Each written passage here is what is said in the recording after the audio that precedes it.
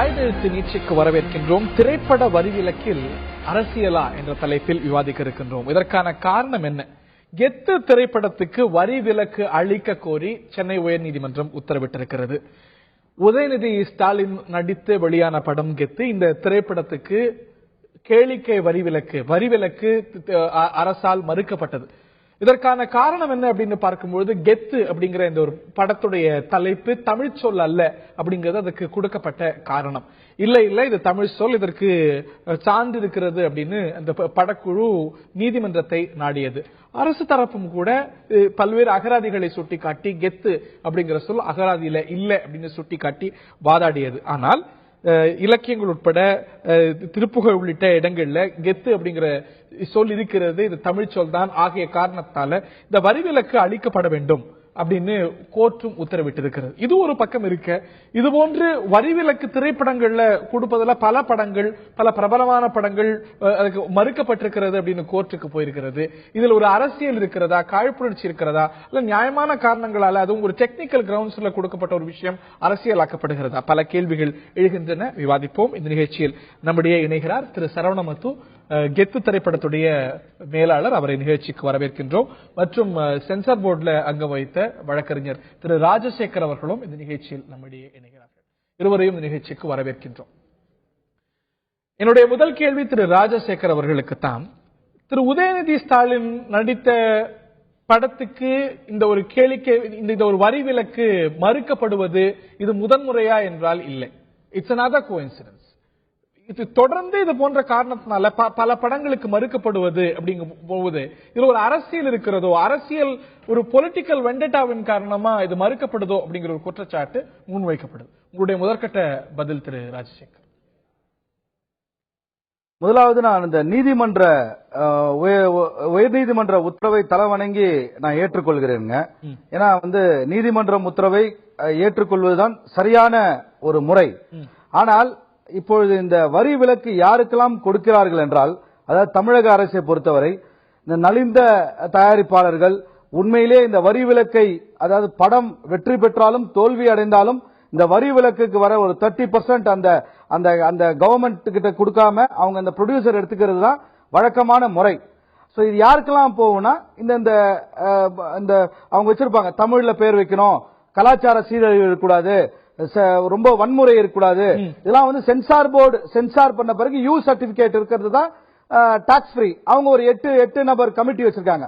அவங்க அதை பார்த்து இது ஃபிட் ஃபார் டாக்ஸ் ஃப்ரீ அப்படின்னு சொல்லுவாங்க. இதெல்லாம் யாருக்காகனா, ஒரு சாதாரண ஒரு சினிமால எடுத்து அதுல வர அந்த பணத்தை வச்சு அவங்க வாழ்க்கையை நடத்துற தயாரிப்பாளர்கள். ஆனா உலக பணக்கார வரிசையில் இருக்கிற பெரிய பெரிய முதலாளிகளுக்கு அப்கோர்ஸ் இந்த ரெட் ஜெயண்ட் போல கம்பெனிகள், ஸ்டார் பாக்ஸ்,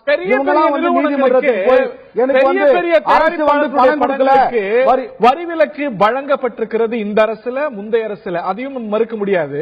நலிந்தவர்களுக்கு தான் அப்படின்னு எந்த இடத்துலயுமே இல்ல, அதற்கான அழகும் வைக்கப்படல.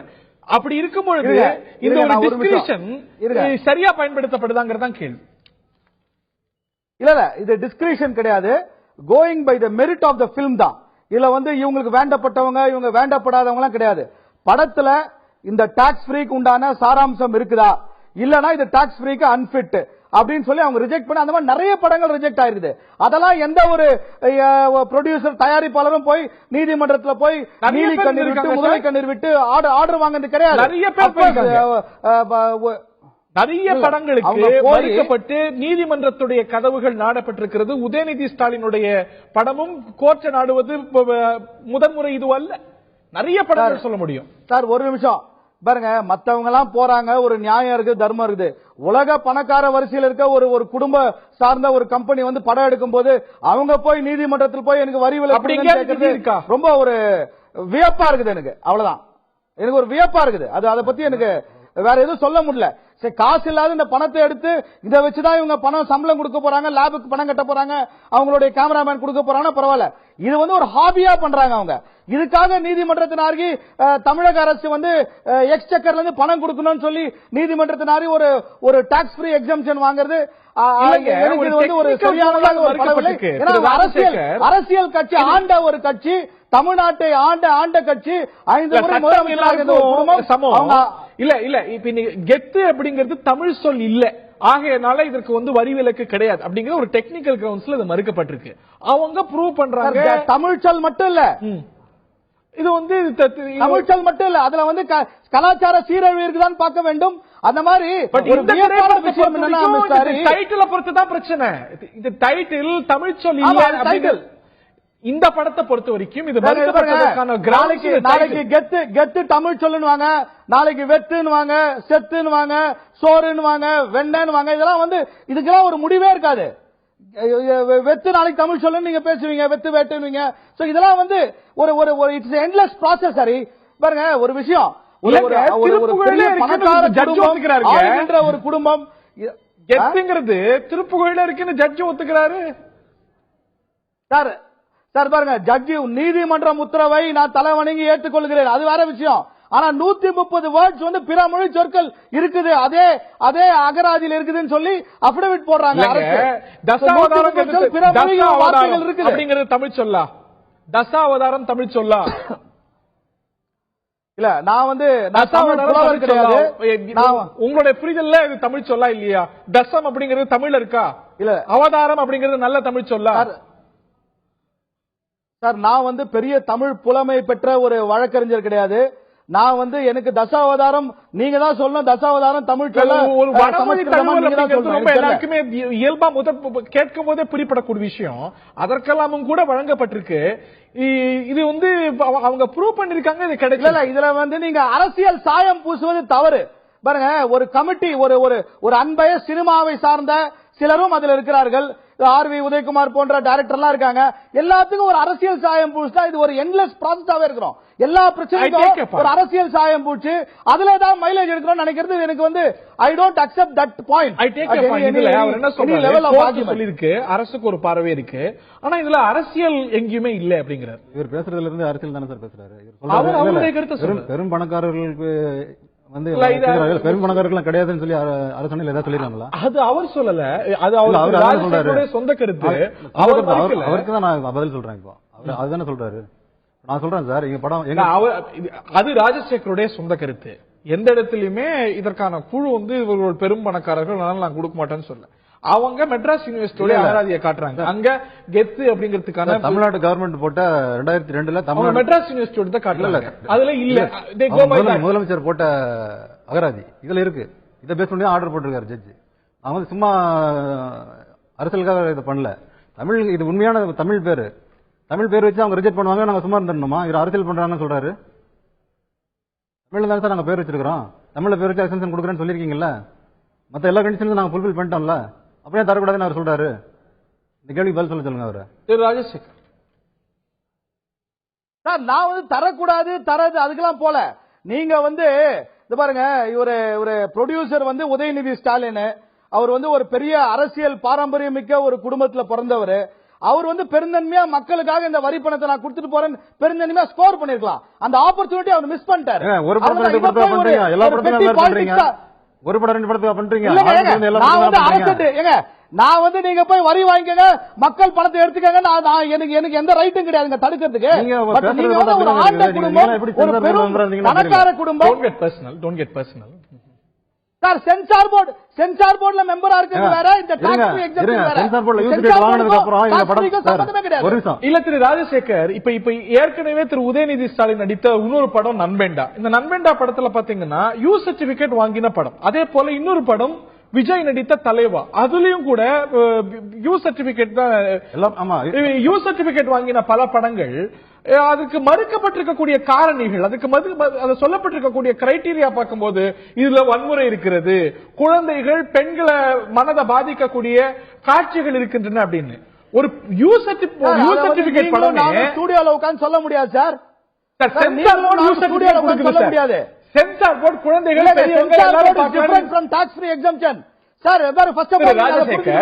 சென்சார் போர்டு சொல்றதையும் Tamil Nadu state government tax free exemption கொடுக்கிறது ரெண்டுத்தையும் நீங்க வந்து இன்டர்லிங்க் பண்ணக்கூடாது. இல்லங்க, வன்முறையும் இது போன்ற குழந்தைகள் மனதை பாதிக்கக்கூடிய காட்சிகள் இல்லாம இருந்தாதான் யூ சர்டிபிகேட் கொடுக்க முடியும். ஆனா அது டாக்ஸ் எக்ஸம்ஷனுக்கு போகும்பொழுது இதுல வன்முறை இருக்கிறது, அதனால உங்களுக்கு டாக்ஸ் எக்ஸம்ஷன் கிடையாதுங்கிறாங்க. யூ சர்டிபிகேட் இருக்கக்கூடிய படம், தமிழ்ல பேர் இருக்கக்கூடிய படம். இந்த டாக்ஸ் ஃப்ரீக்கு 8 பேர் பாருங்க, 4 பொதுமக்கள், 4 வந்து சினிமா சம்பந்தப்பட்ட 4 பேர், 8 பேர் பாக்குறாங்க. அவங்க மனசுல அந்த நேரத்துல என்ன 7 பேர் தான் பாக்குறாங்க. பொதுமக்கள் யாரும் பாக்குறது கிடையாது. இல்ல 7 பேர் தான் பாக்குறாங்க. அதுல 4 பேர் சினிமாக்காரங்க, 7 பேர் ஒரு கமிட்டி சார். 3 பேர் இருக்கு. அதுல 3 பேர் அரசியல், 7 பேர் கமிட்டி, 3 பேர் வந்து அரசியல் ஏறிங்க. அதான் வாட் எவர் அவங்க சொல்றதானே இவங்க கேக்குறாங்க. இல்ல அவங்க என்ன சொல்லி கொடுக்குறாங்க, அவங்க எழுதி கொடுக்கறத கையெழுத்து போடுறாங்க. சார் அப்ரூவ் பண்ணட்டுமா, இப்ப இந்த இடத்துல அப்ரூவ் பண்ணட்டுமா? அவங்க எழுதி கொடுக்கறத கையெழுத்து போடுறாங்க. நான் வந்து இது பாருங்க, டாக்ஸ் ஃப்ரீ எப்படி கொடுக்கறாங்க அந்த process குள்ள நான் போடல. வேற எதுக்குள்ள போறீங்க? சென்சார் போர்டுக்கும் state tax free exemption is 2 different parallel lines. அதான் சொல்ல வரேன். சென்சார் போர்டு கொடுத்ததுனால இவங்க கொடுக்கணும்னு ஒண்ணு சட்டம் கிடையாது. அதெல்லாம் அவங்க சொல்றாங்க. ஆஃப் கோர்ஸ் நீதிமன்றம் சொல்லிச்சு, இப்ப கொடுக்கறது அரசோட வேலை. ஆனா என்னோட பாயிண்ட் என்னன்னா, இந்த இந்த இந்த ப்ரொடியூசர் வந்து இவ்வளவு பெரிய குடும்பம், இவ்வளவு பெரிய வசதியானவர் மெக்னானிமஸா விட்டு போறான் நாட்டு மக்களுக்கு. அதான் என்னுடைய ஹம்பிள் சப்மிஷன். இது அதெல்லாம் இல்ல தாண்டி இந்த டாக்ஸ் எக்ஸம்ஷன் பத்தின அதோட அடிப்படையிலேயே பல கேள்விகள் எழுது.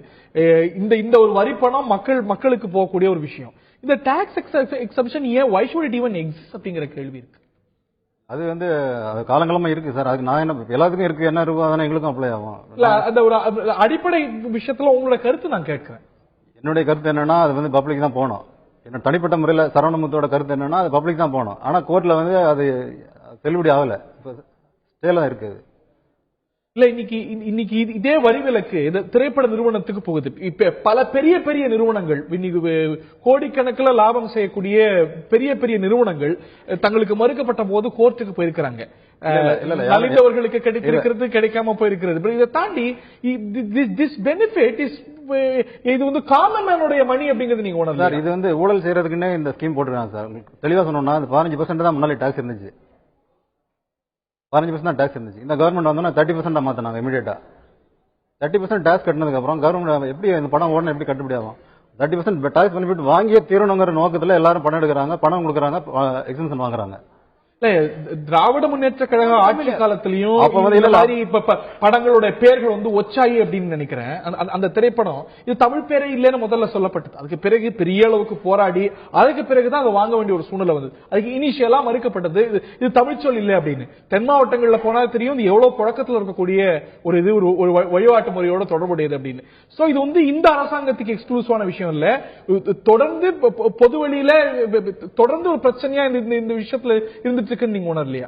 உணர்றேன் சார். அது வந்து தமிழ்ல பேர் வச்சாலே எக்ஸம்ஷன் கொடுத்துட்டு இருந்தாங்க. இப்ப நான் வந்து எப்படி கெத்து வந்து தமிழ்ல ப்ரூவ் பண்ணணும், அதே மாதிரி நீங்க ஒச்சாய் தமிழ் ஈஸியா ப்ரூவ் பண்ணிடலாம். ஆனா இந்த மத்த கண்டிஷன்ல இருக்கு தசாவதாரம் அப்படின்னு, அது தசாவதாரம் தமிழ் உங்களுக்கு தமிழ் போல உணர்றதா? ஆனா அதுக்கு எக்ஸம்ஷன் கொடுக்கப்பட்டது. கொடுத்ததுக்கு அப்புறம் யாரு கேக்குறது? அப்புறம் சிவாஜிங்கிறது வந்து தமிழா? நான் இன்னொன்னு சொல்லட்டுமா? சிவாஜி தமிழா? அதற்கு கொடுக்கப்பட்டது. கேட்டா பேர் சொல்லு சொல்லப்பட்டது. சோ இந்த டிஸ்கிரிப்ஷன் இருக்கக்கூடிய பிரச்சனை திராவிட முன்னேற்ற கழக ஆட்சி காலத்திலும் இருந்தது, இங்கேயும் இருக்கு. ஆமா, அதான் நீங்க சொல்லலாம். யாராவது இப்ப கொடுத்ததுக்கு அப்புறம் யாரும் இந்த படத்துக்கு ஏன் கொடுத்தீங்கன்னு யாரும் கேட்க போறது இல்ல சார். கொடுக்கலன்னா தான் அந்த ப்ரொடியூசர் பாதிக்கும், அவன் வந்து கேஸ் போடுவான், ஃபைட் பண்ணுவான். கொடுத்ததுக்கு அப்புறம் எக்ஸம்ஷன் தசாவதாரத்துக்கு எக்ஸம்ஷன் கொடுத்துட்டாங்க அப்படின்னா யார் இதனால பாதிக்கப்பட போறாங்க? மக்கள். அந்த எக்ஸம்ஷன் டிஸ்கிரிஷனரியா தேவைப்படக்கூடிய அந்த நாம்ஸ கம்ப்ளீட்டா பிரச்சனை இல்லாம சாட்டிஸ்ஃபை பண்ணா நிறுவனங்களுக்கு போகலாம். இல்ல என்றால் அது எது எடுத்து கொடுக்கப்படுது? மக்களுடைய வரிப்பணம், மக்களுடைய பணம். மக்களுடைய வரிப்பணத்தை வந்து அதாவது டாக்ஸேஷன் கொடுத்தா நீங்க வந்து டாக்ஸ் கம்மி பண்ணி இழப்புன்னு கேக்குறீங்க. இழப்பு வந்து மக்களுக்கு எப்படி? ஒரு மக்களுடைய பணம் அந்த நிறுவனத்துக்கு கொடுக்கப்படுது. ஆமா, மக்களுக்கு போய் மக்கள் தானே ஃபைட் பண்ணணும். மக்களும் சொல்லணும் எனக்கு ஏன் இந்த படத்தை எக்ஸ்டென்ஷன் கொடுத்தீங்கன்னு கேட்க வேண்டியது தானே. யார் கேட்கறா? ஒருத்தரும் கேட்க மாட்டாங்க. நல்ல அது கேட்டா அவன் கேட்டா டிசீஸ் ஆகும் அந்த கேஸ். யாரு ஒரு பாலிசி டிசிஷன் நான் உணர்றேன். அந்த பாலிசி டிசிஷன் சார்ந்த கேள்விதான் இது. திரு ராஜசேகரத்தை கேட்க வேண்டிய கேள்வி. இதற்கு வந்து தமிழ்ல பேர் வச்சாலே எக்ஸப்ஷன் அப்படின்னு திமுக ஆட்சி காலத்தில் இருந்தது. அப்பயும் பிரச்சனைகள் எழுந்தது. அதற்கு பிறகு சப்ஜெக்டிவான சில நாம்ஸ் கொண்டு வரப்படுது இந்த அரசு வந்த பிறகு. அதாவது தமிழ் கலாச்சாரத்தை பிரதிபலிப்பது போல இருக்கணும்னு. எது தமிழ் கலாச்சாரம் அப்படின்னு கேட்டா 100 வகையான பதில்கள் வரும். சோ இவ்வளவு சப்ஜெக்டிவான நாம்ஸ் வரும் பொழுது வச்சிட்டு இருக்கும் பொழுது பல குழப்பங்கள் தானே இருக்கும். அது ஒரு குழப்பம் தானே இப்ப தொடரக்கூடிய குழப்பம். இல்லங்க, சினிமால வந்து இந்த மாதிரி குழப்பங்களை உருவாக்குனது நீங்க சரியாக சொன்னீங்க, திமுக ஆட்சியில தான். அதாவது இந்த டிக்கெட் பிரைஸ் 100 ரூபாய் இருந்த டிக்கெட்டை வந்து 150 ரூபாய் 200 ரூபாய்க்கெல்லாம் விற்கலாம் ஜிஓ எல்லாம் போட்டிருக்காங்க. அப்புறம் ஷோஸ் வந்து That is a different issue altogether. 10 shows எல்லாம் போடுறதுக்கு தனி ஜிஓ போட்டிருக்காங்க. 6 ஷோ 7 ஷோ எல்லாம் போட்டிருக்காங்க, ஜிஓ போட்டிருக்காங்க, வயலேட் பண்ணிருக்காங்க. கடந்த திமுக ஆட்சியில பல விதமான சினிமா துறையில எல்லா வயலேஷன் பண்ணது திமுக ஆட்சி தான். அப்கோர்ஸ் இந்த கவர்மெண்ட் வந்து இந்த டாக்ஸ் ஃப்ரீ எக்ஸம்ஷன்ல வந்து சில நார்ம்ஸ் மாத்திருக்காங்கன்னா இது இன்ட்ரெஸ்ட் ஆஃப் த இண்டஸ்ட்ரி தான். பிலிம் இண்டஸ்ட்ரி தமிழ் தமிழ் கலாச்சாரத்தை ஊக்குவிக்கிற மாதிரி இருக்கணும் அப்படின்னு இருக்கு. எது தமிழ் கலாச்சாரம்? ஒரு படமா எல்லா படத்திலயும் பேண்ட் அணிஞ்சிட்டு ஆடுறாங்க, ஹீரோயின்கள் வெளி மாநிலத்தை சேர்ந்தவங்க, அது தமிழ் கலாச்சாரத்தை ப்ரமோட் பண்றதா? சார் பிற லாங்குவேஜ் வந்து உபயோகம் இருக்கு. நீங்க அங்க வந்து ஒருத்தர் உட்கார்ந்து இருக்காரு பாருங்க உங்க பக்கத்துல, நான் இங்க இருக்கிறதுனால உங்களுக்கு நான் உடனே நீங்க அலோவ் பண்ணுங்க. அதாவது உங்க பக்கத்துல இருக்காருல ப்ரொடியூசரு, நீங்க அவரை கேட்கணும், அவர் ஏன் தமிழ் ஆட்களை போட்டு சினிமா எடுக்க மாட்டாங்க? தமிழ் தமிழ் தமிழ் என்று சொல்லி ஒரு கட்சியை வளர்த்த ஒரு குடும்பம், ஒரு கம்பெனி, தமிழை வச்சே வாழ்ந்து கொண்டிருக்க கம்பெனியா ஆமா ஒரு பிரிட்டிஷரை போட்டு ஹீரோயினா போட்டு எடுக்கிறாங்க. இந்த நாம்ஸ் எல்லாம் சாட்டிஸ்ஃபை பண்ணி சொல்ல வேண்டியதானே? தமிழை பத்தியே பேசுற குடும்பம் ஏங்க தமிழ் ஆளை பத்தி எடுக்க மாட்டீங்க? ஏன் வெள்ளக்காரி வச்சுதான் படம் எடுக்கணுமா நீங்க? ஏன் தமிழ்நாட்டுல பெண்களே இல்லையா? அழகான பெண்களே இல்லையா? இல்லங்க கேட்க மாட்டீங்களா? அவ்வளவு வீரமா பேசுறாரு அவரு. இத பதில் சொல்லுங்க. தமிழ் உணர்வுலயே பிறந்து வந்தவங்கல்ல,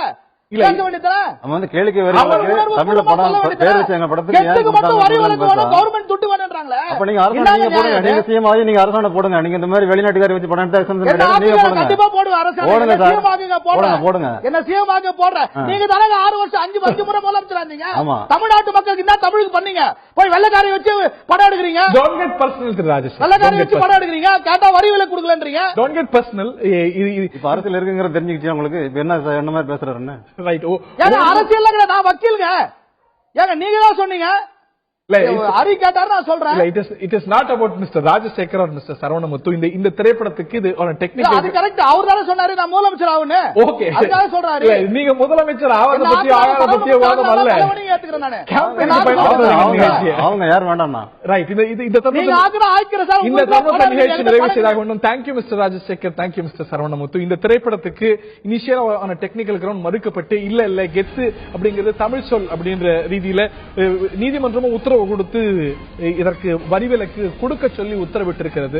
தொடர்ந்து பல்வேறு திரைப்படங்கள், ஐ திரைப்படமாகட்டும், புலி திரைப்படமாகட்டும், நண்பேண்டா திரைப்படமாகட்டும், இந்த மாதிரியான ஒரு சிக்கல்கள்ல வழக்காடு மன்றம் போன படங்கள் சில கேட்டு எக்ஸம்ஷன் கேட்டு மறுக்கப்பட்ட பட்டியலும் இருக்கிறது. இது வந்து இன்றைய பிரச்சனையா நேற்றைய பிரச்சனையா என்றால் இல்லை. இந்த வரிவிலக்கு கொடுக்க ஒரு முடிவெடுக்கப்பட்ட காலத்திலிருந்தே தமிழ் பெயர் என்றால் வரிவிலக்கு அப்படின்னு முடிவெடுத்த காலத்திலிருந்தே தொடரக்கூடிய பிரச்சனை. இதுல ஒரு டிஸ்கிரிஷன் இருக்கிறதா, அரசியல் நோக்கம் இருக்கிறதா, பொலிட்டிக்கல் வண்டிட்டா இருக்கிறதா, இந்த நாம்ஸே சரியா, இந்த வரிவிலக்கே திரைப்படங்களுக்கு வழங்கப்பட வேண்டுமா, இந்த ஒரு பாலிசி ரீவிசிட் செய்யப்பட வேண்டுமா, இவையெல்லாம் தொடரக்கூடிய கேள்விகள். நிகழ்ச்சியில் பங்கு பெற்ற விருந்தினர்கள் இதுவரைக்கும் பார்த்த நேயர்களுக்கும் நன்றி.